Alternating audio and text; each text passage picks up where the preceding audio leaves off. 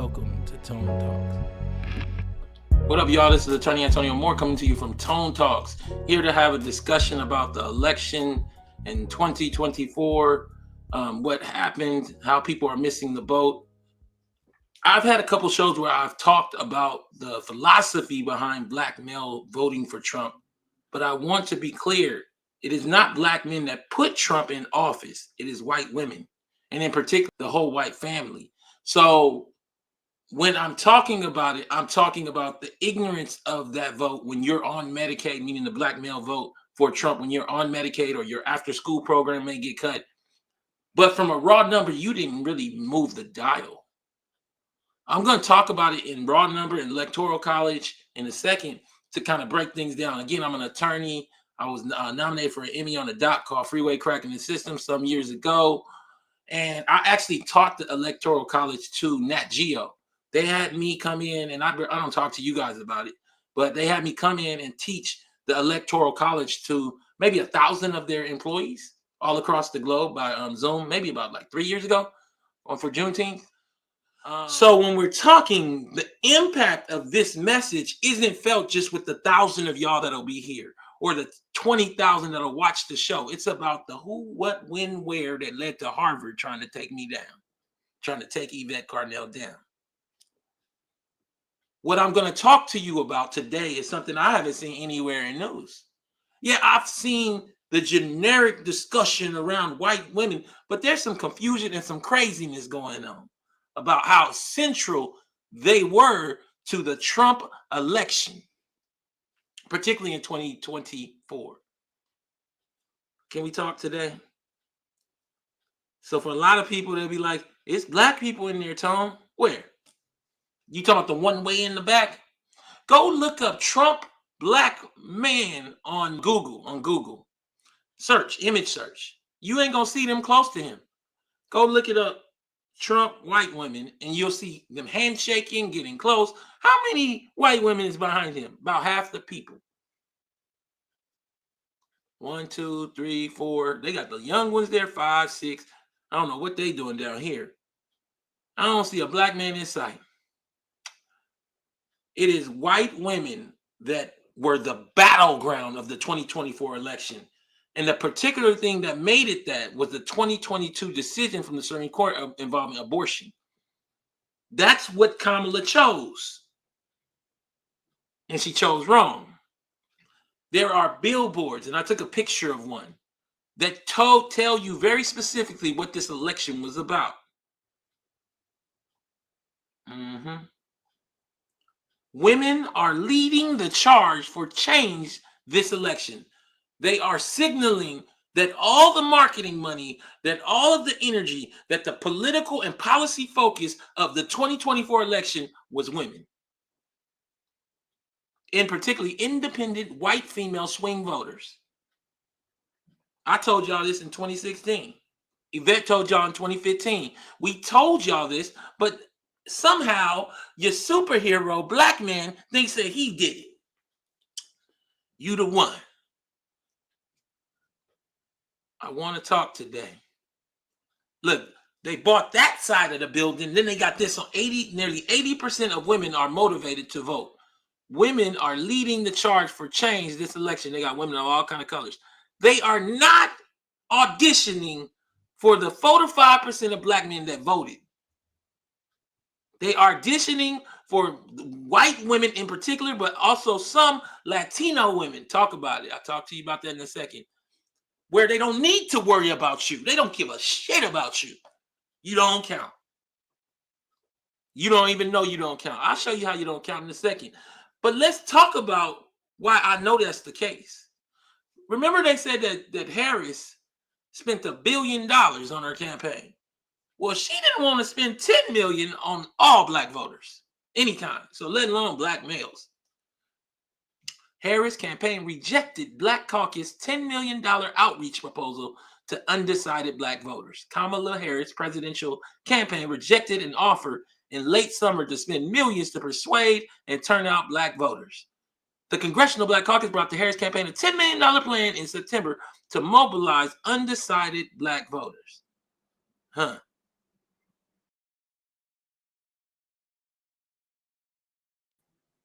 So she brought the plan of $10 million, which is a pittance, crumbs. And she said, they brought that to her and she said, no, I don't want that.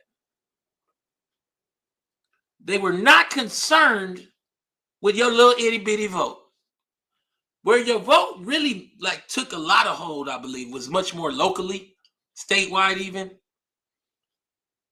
But now we're pitching an idea that this was not the battleground, Roe v. Wade. That June 24th, 2022, in and around that time, wasn't the most important moment for the 2024 election. Supreme Court overturns Roe v. Wade, ending right to abortion upheld for decades. It is when that decision comes down that the battleground for this election is women. Look behind him. If we can swing 3 of these women on abortion, we don't need to worry about Jerome. We don't need to worry about LaQuanda. What they did not understand is that white women are not voting as women. They are voting as part of a white oppressive structure. Can we get to it? 310-388-3499. I want to hear from you. I wanted to have this discussion because a bit of a hustle and a con is going on about how impactful black male voters were, let alone minority voters. But in actuality, no. This is the story of white folk.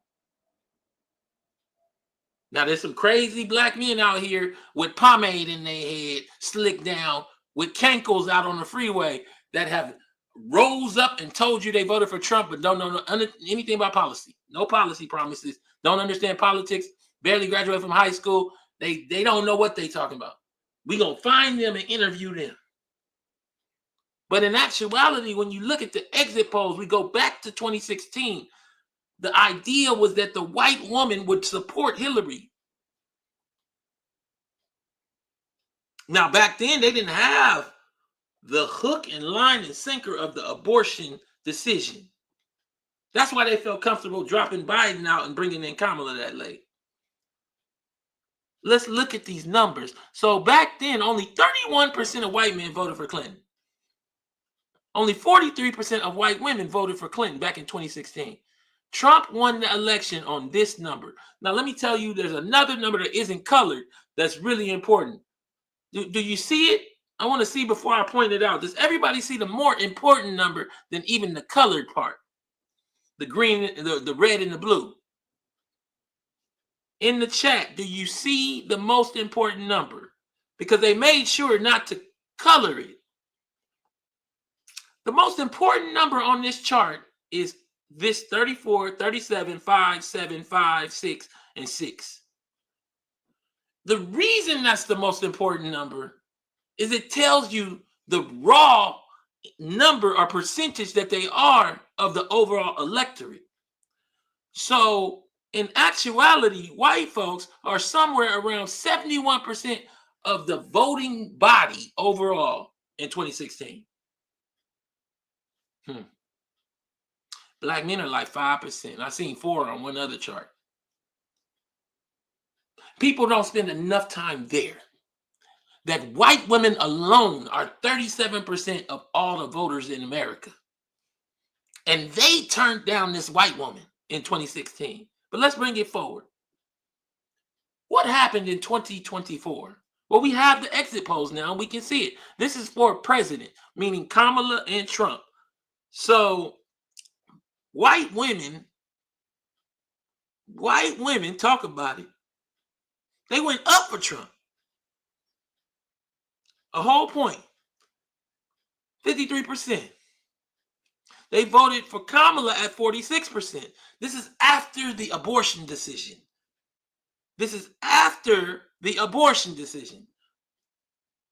So after abortion, they voted for Trump even more. Can we talk?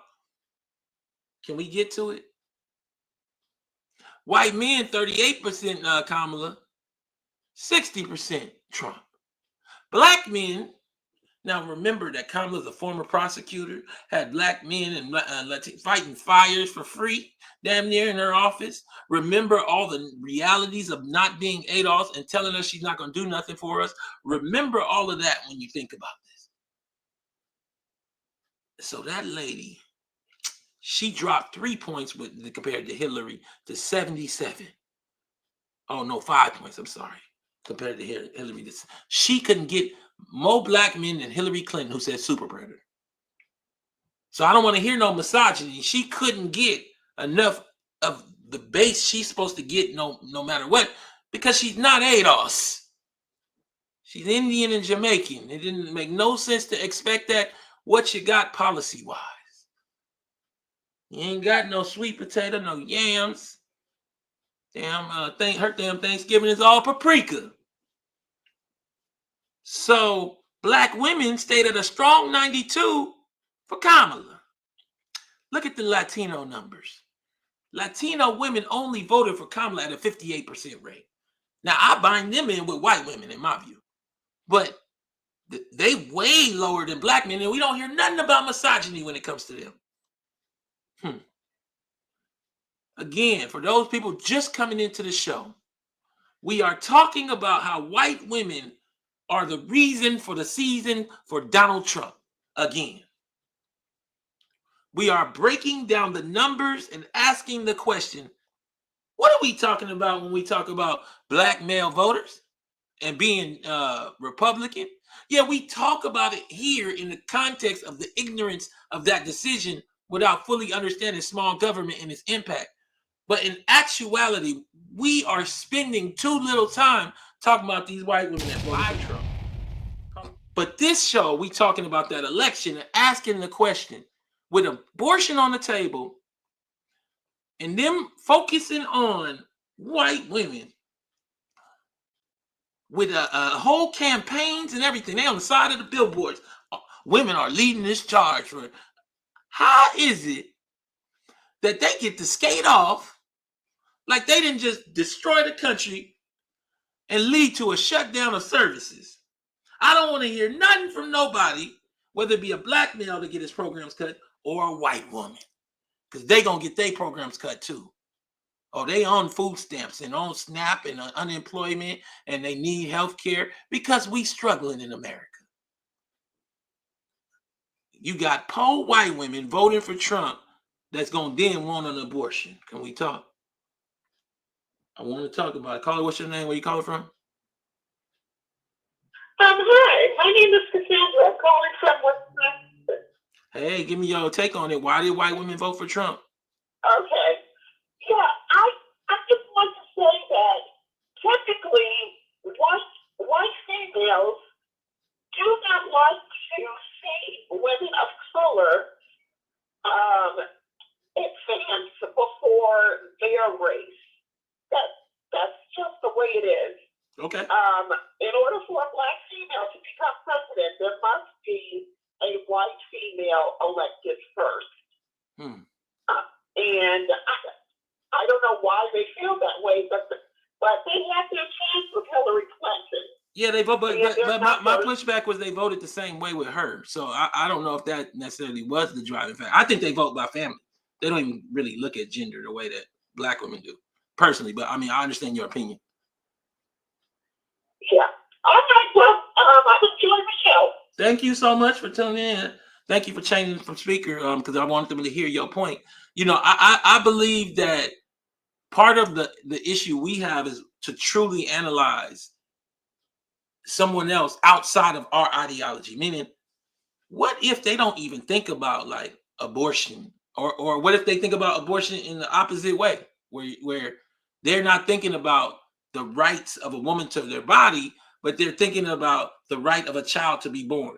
I'm not giving you an opinion. I'm just telling you, these Bible Belt white women, I'm telling you that these wealthy white folks that we have talked about on this show that have all of the wealth are voting along lines that don't line up with how you see gender. It's not the priority for them. And what I am also saying to you is that without their vote, there is no Trump. Can I get to it? Again, look behind this man. Where are the black people since it's black male voters? It's all white women and white men. The campaign was about women, particularly white women, but women, independent white women. Why was it about independent white women? Well, it's because they are 37% of the electorate. Notice something else about this 37%, how it's not colored, the most important number on this chart. But in addition, it is the largest electorate by race and gender among everyone. Y'all don't even know how important that is. Y'all don't even start there. That's where this show go different. Nobody even talks about how many white women vote. We're going to talk about it today because we're going to show y'all so you are equipped. So you know how to look at this chart and realize when they hustling you by not coloring the most important parts of the chart. Let me draw my own circles. Can I draw my circles today, chat? Can I make what's important on the chart more important? Because you be damned if black men weren't the biggest vote and voted the way that white women did, we wouldn't be under the burners. I need to show you. I want to talk about it because no one has ever framed it this way from what I've seen. This is very simple, but they are not starting in the right place. They start on color, but not raw number. We're going to start on raw number and add in the color. You got to draw lines before you start coloring the coloring book. They just want to color the coloring book. And what then it looks like is a whole lot of mess. And then you say black men are the problem. But if you draw the lines first, what am I saying? If you draw the lines first, it tells the story. So the first line we got to draw is how many people voted. Come on.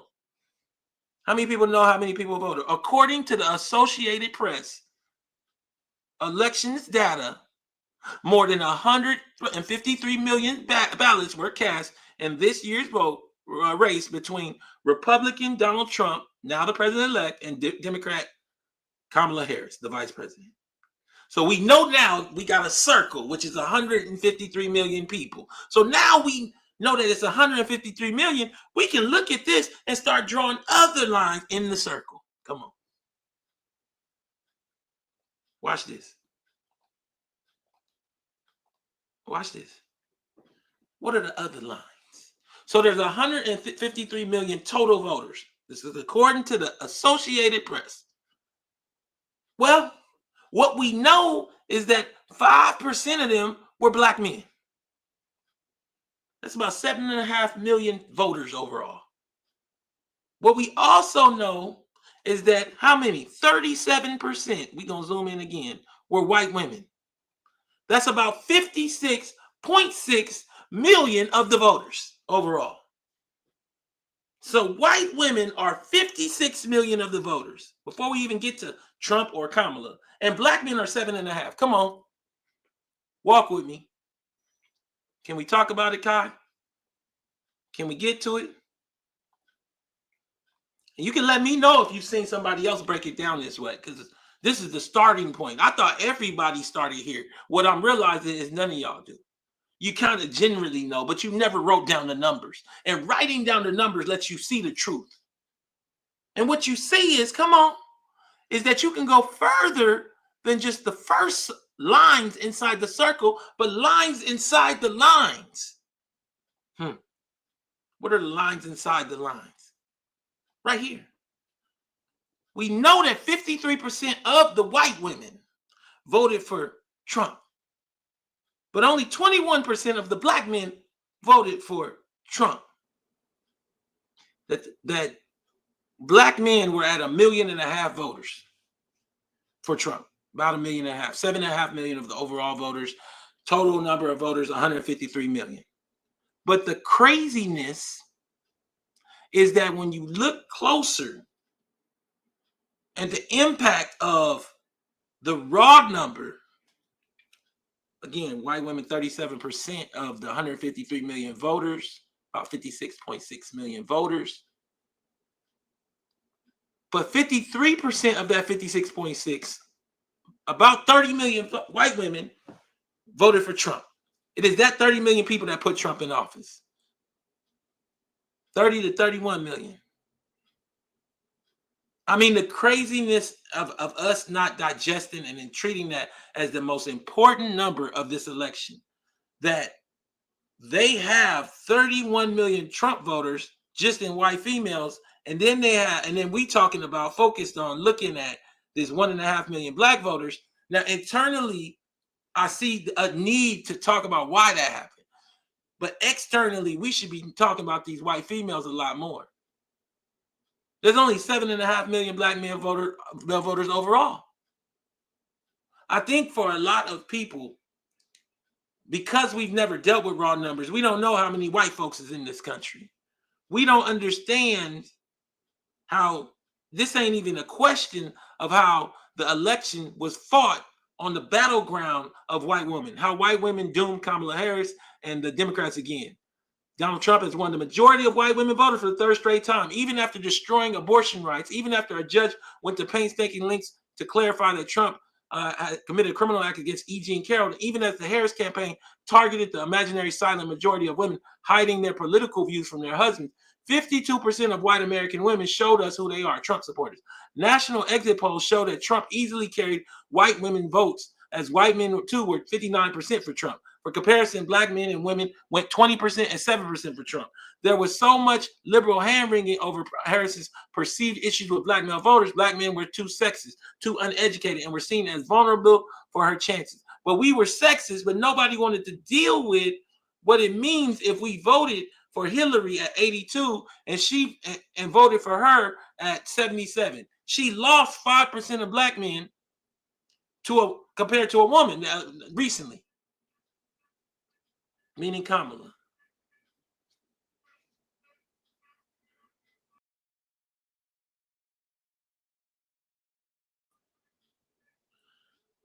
I don't think we understand the impact and the failure of Kamala as a black candidate, nor the reality that they weren't thinking about black men. They weren't thinking about black women.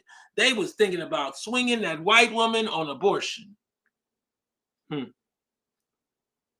And yet Harris won 3/4 of black men, while a much larger, much more powerful group of voters, white women, rejected the party, the Democratic Party. The Harris campaign tried with good reason to convince white women that their future was at stake. That was the battleground. That was the entire election. Don't let nobody tell you different. Trump is all but guaranteed to oversee a further rollback in reproductive rights, and the president-elect has openly flirted with a federal ban on abortion. And yet that was not a winning message for white women. A recent Times Siena poll showed that the majority of white women, like their white male counterparts, saw inflation and the economy, they money, I just told y'all that, as their top voting issue. Abortion was second and immigration was third. To be sure, there's a notable age split here. Gen Z women only went 36% for Trump. Women. They're not giving us white women, black women, nothing. All of a sudden, they're trying to fix it. Can't fix this. You can't fix 31 million white women after abortion being taken away voting for Trump. Can we talk? 310-388-3499. I'm talking to you. I'm talking to you. In this chat, they tried to have a discussion and deal with, this is the white conservative. This is the one that fired me up. I was in there slapping these people in the head. How did Trump win? Well, just look at this. My goodness. Blacks swung Republican 19 points, or Hispanics compared to 2012, and Hispanics, Republican plus 29. I don't know why we would go back to 2012. Why are we going to skip 2016 and 20? We're going to just use the Obama years? Okay, we're going to skip all the other years. Nonetheless, he's trying to have a discussion that blacks, Hispanics, Asians. Wait. Now, he got whites with no degrees, but we're white women alone. This chart is misleading at best. It does not show the makeup of voters by percentage for each group. Trump won because of white women in large part, and really because of white families. There was some swing among other groups, but how he won is told in the white vote. They were like 37%, meaning white women, overall voters. Compare that to black men who were 5%. They got frustrated with me. I said the raw numbers are too far apart, and they tried to tell me it wasn't that. It was the swings of the black males, and I said raw numbers are too far apart, and the literal and they literally say that whites control the election. You don't understand data. Whites together are 71% of the voters. You can see it right here. They 34 and 37. Do that math. This election, that means that 34 and 37 white men and women are 71% of the overall voters in an election where really is between two people. We have our third parties, but in real numbers, it's between two people. So you're 71% of the vote in an election where somebody needs to get above 50, 55, 60, 60. This election was fought along gender lines, with the abortion issue being the major demarcation point.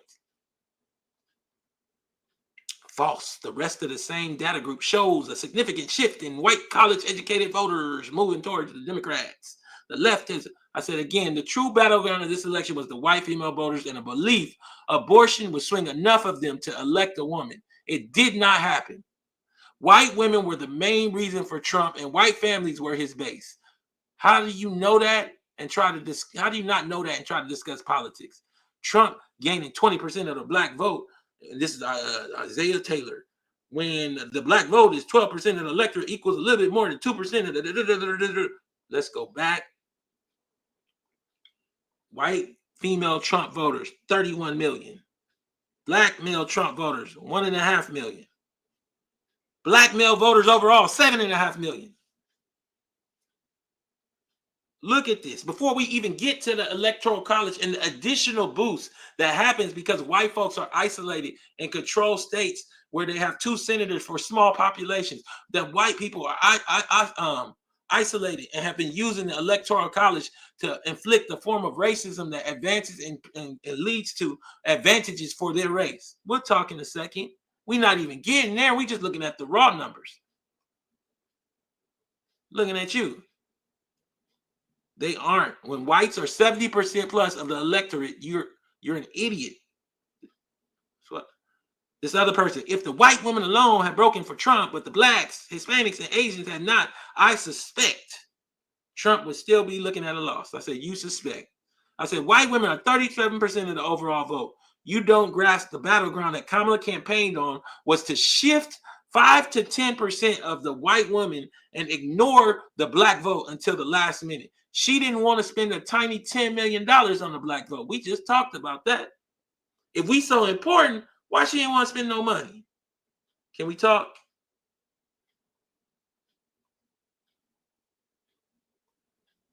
Can we get to it? So we understand that when we look at this, the AP says there were 153 million ballots cast,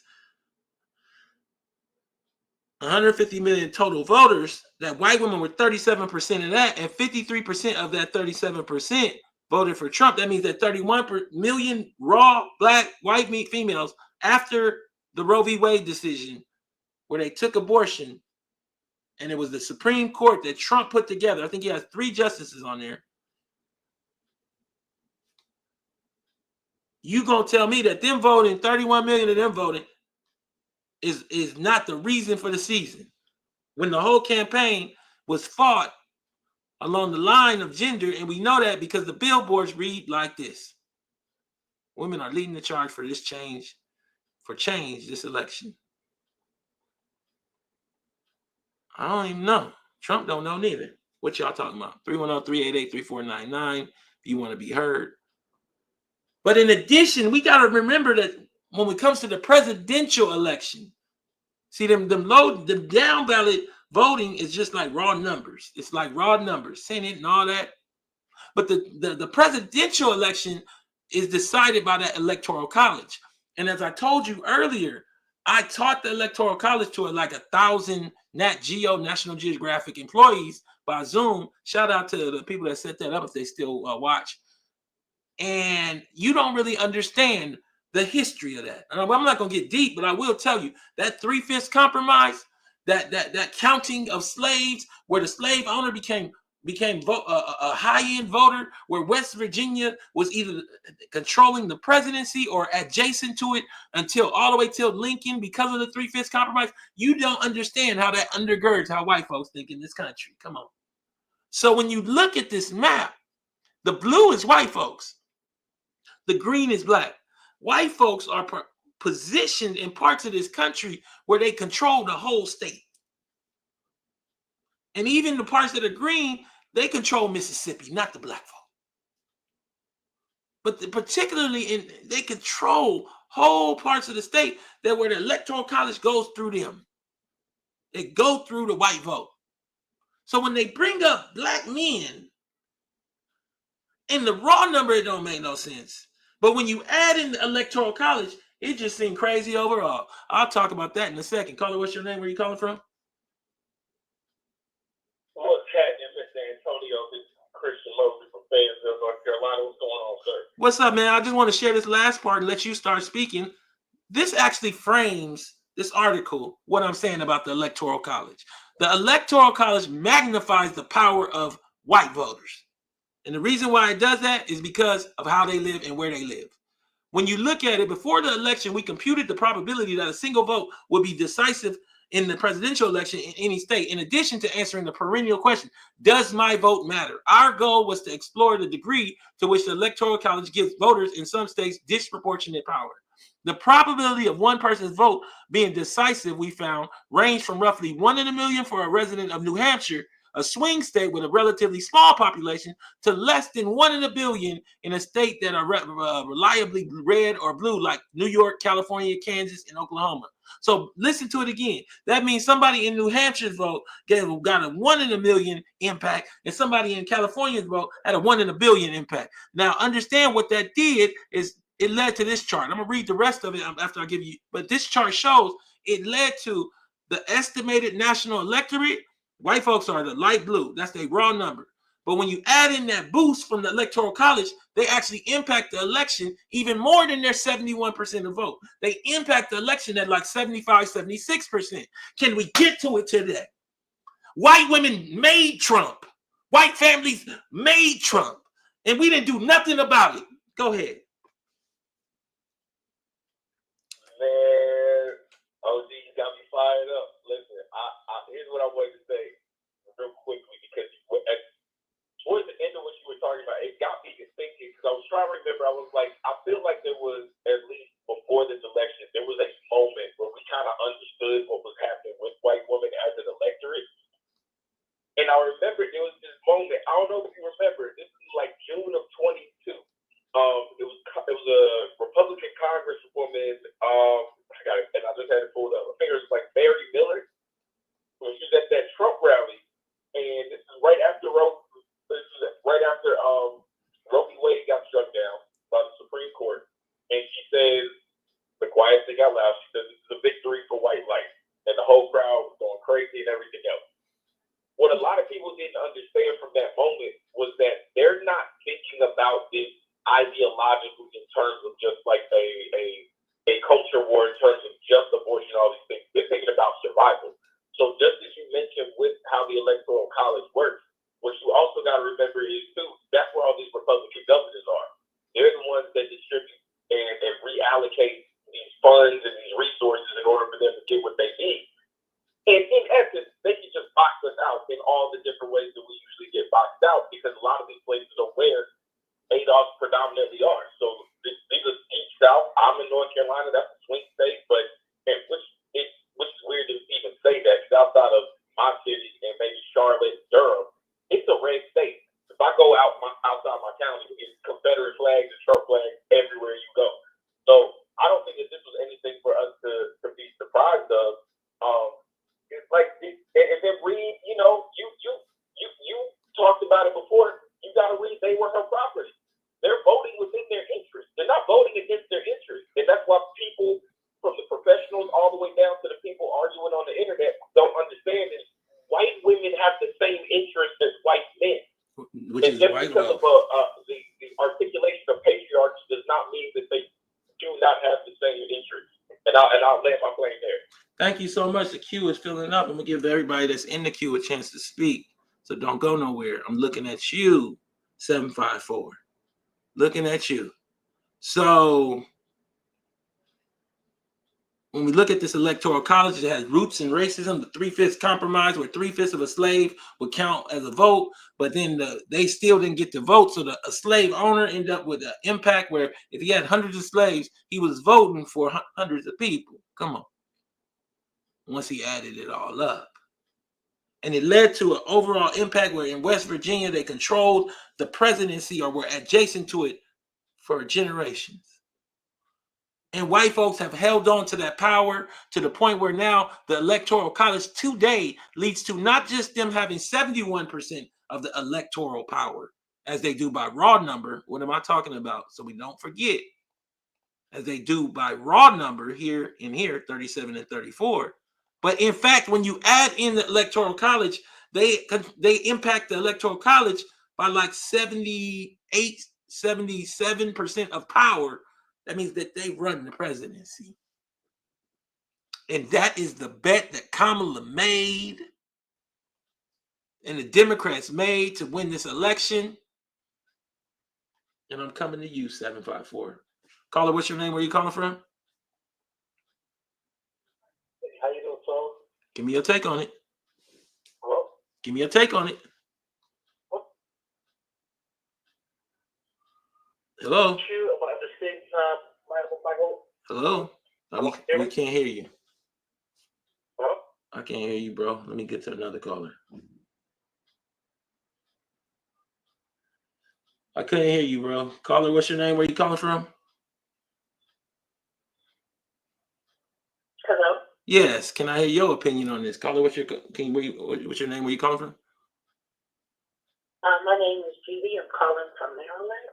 Okay. And I totally agree with the prior caller who was speaking.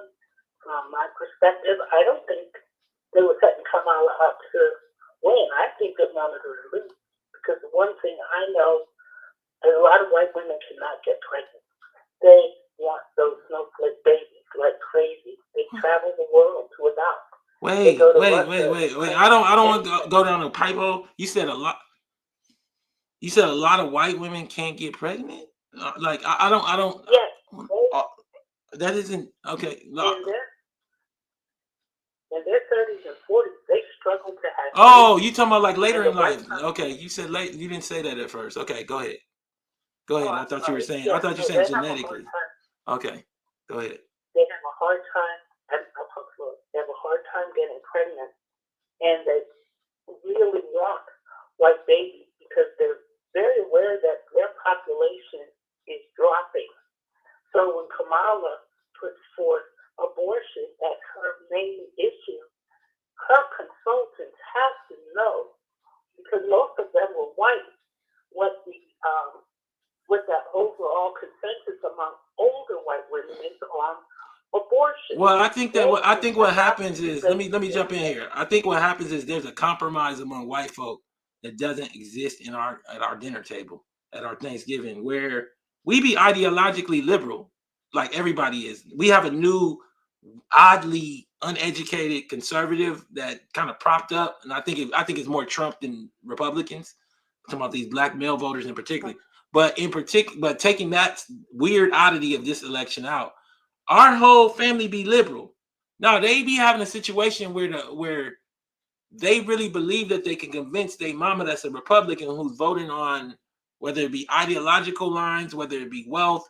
And what happened here is that there was a general belief that the abortion issue would rise enough to jump finance and even jump religion. And they didn't. And I think that they didn't understand how steadfast many of their other family members were. That's my belief. At the time of the election, the run-up to the election, I was sitting outside the country, and in talking to foreign white people, yes, they were like, "Why would we want to abort all their babies? I don't understand the focus on abortion." Okay. This is coming from white people. Well, see, but they're not. That's not the viewpoint of the Democrat. What they're actually talking about is women's right to choose their body. They're not talking about the baby itself. See, that's what I mean. That's why viewpoints matter and perspective matters. I'm not giving you my opinion. I'm just saying that that isn't the view that I'm taking the baby's life. Is that I'm giving the woman her choice over her body.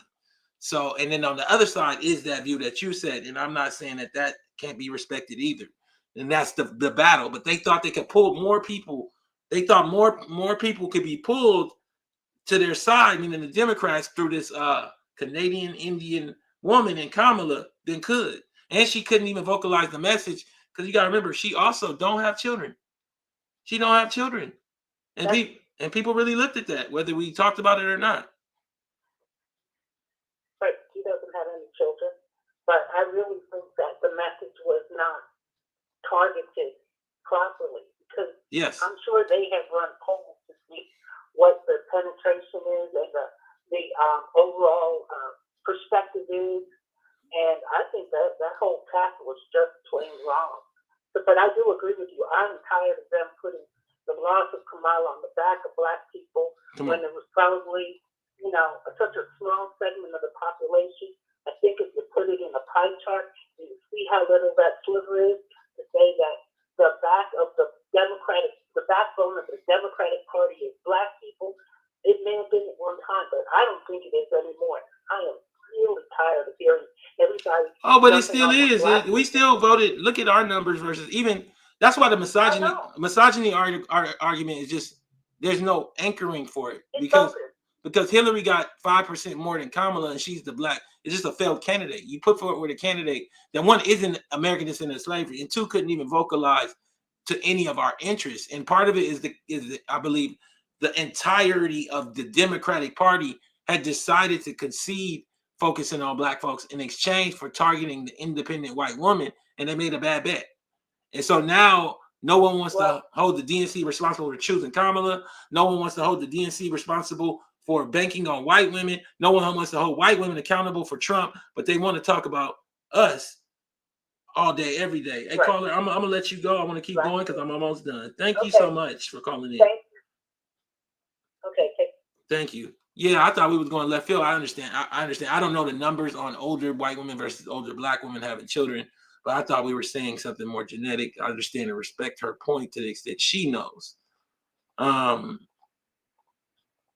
just saying to you as we go forward, I want to finish this article about the Electoral College. Distribution of voters of different ethnicities across states and particularly within swing states, the Electoral College amplifies the power of white voters by a substantial amount. Our first calculation, the probability of a single resident's vote making the difference nationally, regardless of ethnicity, is straightforward. You multiply together two factors, and then they go through it. Take California, for example. There we estimate a probability of over 50%. That's coming down. White voters are overrepresented in swing states. Swing states are states that are within a margin to swing Republican or Democrat and often change over decades or even some elections. The same Ohio, Michigan, and the like.